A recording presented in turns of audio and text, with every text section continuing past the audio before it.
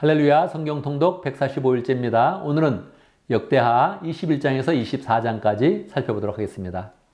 역대하 21장에서 24장까지는 유다의 5번째 왕 요람 왕부터 시작해서 8번째 왕 요아스 왕까지의 내용을 기록하고 있습니다. 각 장에서 한 왕씩 기록하고 있는데 우리는 이 왕들의 인생을 보면서 우리의 인생에 성공으로 가기 위해서 어떤 그런 삶을 살 것인지 예언을 받는 그런 그 마음으로 이 말씀들을 묵상을 하면 좋겠습니다. 이 11장의 내용은 여호람 왕에 대한 그런 내용입니다. 여호람 왕은 어떤 인생을 살았을까요? 그는 아버지 여호사밧으로부터 많은 그런 유산을 받았고 재물도 많이 받았습니다. 그래서 왕권을 처음부터 튼튼하게 시작할 수 있었는데 그는 왕위가 튼튼해지자 바로 그의 그런 아우들을 다 죽였습니다. 왜 이러한 일을 행했을까요? 6절에서 정확히 그 이유가 나와 있죠. 그의 부인이 아달랴였던 것입니다. 아달랴는 북이스라엘의 아합의 그런 딸이었던 것입니다. 북이스라엘에서 가장 바알을 열심히 섬겼던 사악한 왕이었는데 그 이런 딸이 유다의 시집으로 와서 이 유다의 그런 왕가를 다 망치고 있는 것입니다. 그의 남편을 격동시켜서 왕자를 다 죽게 만들었습니다. 하나님 앞에 악한 일이었죠. 하나님은 바로 에돔 족속을 통해서 그를 먼저 징벌하시고 북이스라엘에서 활동했던 엘리야 선지자를 통해서 분명한 하나님의 말씀으로 선포했습니다.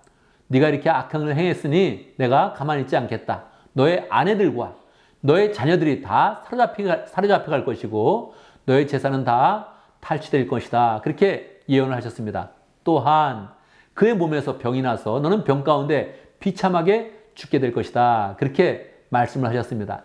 정말 하나님의 그런 그 말씀대로 남쪽에서 아라비아 사람들이 갑자기 와서 그의 아내들과 자녀들을 다 사로잡아 갔으며 재산을 탈취해 갔습니다. 그리고 결국 하나님의 말씀대로 마지막에 병이 들어서 창자가 썩어가는 그런 가운데 창자가 배 밖으로 나와서 그가 시름시름 앓다가 죽게 되었습니다. 유다 사람들도 이 왕은 좋은 왕이 아니었다 생각해서 죽었을 때 향도 피우지 않았고 왕실에 장사를 지내지도 않았던 것입니다. 하나님의 말씀을 버리면 이렇게 비참한 그런 최후를 맞게 되는 것입니다. 22장에 보면 그의 아들, 막내 아들 아시아가 왕이 되었습니다. 그는 어떠한 그런 삶을 살았을까요? 아버지의 모습을 보면 신앙으로 온전히 있어서 하나님을 섬겨야 되는데 그는 또 그의 아버지처럼 또다시 우상을 섬기고 바알을 섬기는 그런 왕이 되었습니다. 하나님께서 바로 그를 심판하시는 것이죠. 그가 북이스라엘의 요람 왕이 아프다는 그런 말을 듣고 병문안을 가게 되었습니다. 그러나 그때가 하나님께서 아합의 그런 가문을 다 예후를 통해서 심판하는 그런 때였습니다. 그래서 예후를 통해서 지금 요람 왕이 막 죽게 되고 다 심판을 받고 있는데 거기를 아하시아 왕이 가게 된 것입니다. 그래서 거기서 같이 예후를 통해서 그가 죽게 되는 것입니다. 이렇게 하나님을 잘 섬기지 않으니까 불현듯 재앙이 닥쳐서 그는 왕이 된 지 1년 만에 죽게 되었습니다. 유다 왕국 전체에도 큰 그런 불행이었죠. 그러면 유다 왕국은 어떻게 해야 될까요? 빨리 가까운 왕족 중에서 왕을 세워서 그렇게 나라를 안정시켜야 되는데 이때 아달랴는 모후로서 아예 나머지 왕족들을 다 죽이게 되는 것입니다. 왜 그랬을까요? 그는 북이스라엘의 공주였기 때문에 이 남쪽 유다의 그런 왕족들을 죽이고 북이스라엘과 통일을 시켜야겠다 이런 의도를 갖고 있었던 것입니다. 사람들을 다 왕족들을 죽이고 그리고 그가 스스로 왕이 되어서 폭정을 했던 것입니다. 왕족들을 다 죽일 때 하나님께서 다윗의 그런 등불을 지켜주시겠다는 그런 약속을 하셨기 때문에 그때 요아스 정말로 한 살짜리 갓난아기 왕자였는데 요아스가 여호야다의 그런 제사장의 보호를 받으면서 그렇게 살아나게 됩니다. 그리고 6년 동안 잘 자라나게 되지요.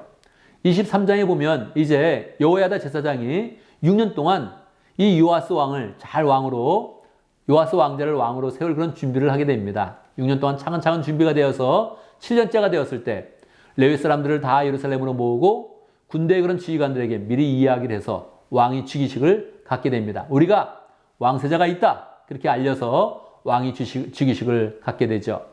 요아스 왕 만세 소리를 지르니까 아달랴는 깜짝 놀라서 반역이다 소리를 질렀죠. 그렇지만 이미 아달랴가 반역을 한 것이지 요아스가 반역을 한 것은 아니죠. 그래서 바로 아달랴를 처형시킵니다.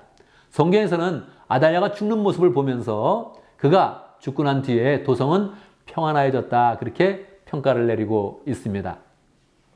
24장에 보면 드디어 요아스가 왕이 되었습니다. 그의 나이 7살 때 왕이 되었으니까 처음에는 여호야다 제사장의 도움을 받으면서 아주 선정을 베풀게 됩니다. 그는 또 젊은 시절에 하나님 앞에 열정을 내어서 사람들에게 이야기합니다. 이 아달랴 왕을 통해서 성전이 많이 파괴가 되는데 우리가 성전을 수리해야겠습니다. 그렇게 이야기해서 좋은 그런 프로젝트를 세워서 성전을 보수하고 잘 새롭게 단장을 하게 됩니다. 하나님의 이런 축복이 요아스 시대 때 풍성하게 임했습니다. 그런데 이제 여호야다 제사장이 죽게 되었습니다. 그가 130세를 살면서 유다를 잘 이끌다가 죽게 되었는데 백성들은 정말로 여호야다를 사랑했죠. 그래서 이 여호야다 제사장을 왕이 아니었음에도 불구하고 왕실에 그를 장사 지내게 됩니다. 그런데 요아스 왕은 여호야다 제사장이 죽자마자 다시 또 우상을 섬기고 심지어는 아세라 목상을 섬기고 하면서 그렇게 하나님 앞에 하나님을 배반하는 일을 했던 것입니다.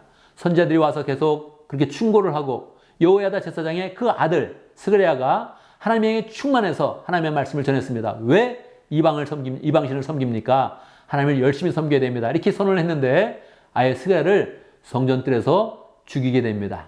하나님께서 어떻게 하시겠습니까? 바로 징벌 하시죠. 북쪽에 있는 건 시리아를 통해서 그에게 벌을 내셨습니다. 사실 시리아 군대는 유다 군사의 그런 수보다 더 적었습니다. 그런데 적은 숫자로 공격해 왔는데도 불구하고 시리아가 크게 승리하고 요아스가 패하게 되는 것입니다. 전쟁도 패하자 신하들이 요아스 왕은 잘못했다. 특별히 스가랴를 죽인 것은 큰 잘못이다 해서 신하들이 그를 암살하게 되는 것입니다. 요아스 왕도 왕실의 그런 묘실에 장사되지는 못했습니다. 여러분, 우리는 이 왕들의 모습을 보면서 우리 인생의 성공의 길을 명확히 보는 것입니다. 하나님을 잘 섬기면 우리는 축복을 받습니다. 할렐루야. 하나님을 배반하면 우리의 인생은 비참해집니다. 젊은 날에 한때 나 괜찮다 이렇게 이야기할 수 있지만 늙어지면 결국 우리의 인생은 가장 비참한 길로 가게 됩니다. 우리 하나님을 정말 잘 섬기면서 인생 성공의 길로 한 걸음 한 걸음 힘차게 나아가기를 간절히 바랍니다. 감사합니다.